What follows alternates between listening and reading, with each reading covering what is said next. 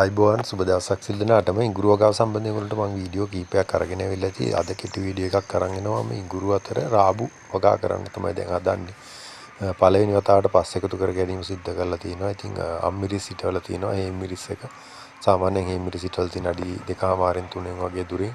එතකොට පේලියක් කර පේලියක්. දැන් මේ ඉඟුරු පඳුරු සාමාන්‍යයෙන් තව මාසෙකමාරක් වගේ යනකම් තව අපිට වෙන අතුරු භෝගයක් වගා කරන්න පුළුවන්. අන්න ඒකේ වාසිය අරගෙන තමයි මම මේ රාබු වගා කරන්න කියලා හිතුවේ.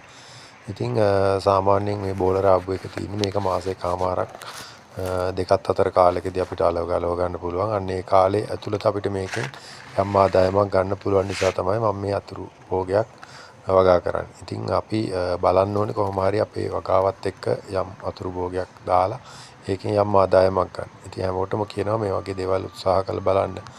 මගේ YouTube channel එක අනිවාර්යෙන් subscribe කරලා තියාගන්න. ඉස්සරහටත් වීඩියෝ එකක් අරගෙන එන්නම්. හැමෝටම සුබ දවසක් කියලා ප්‍රාර්ථනා කරන ස්තුතියි.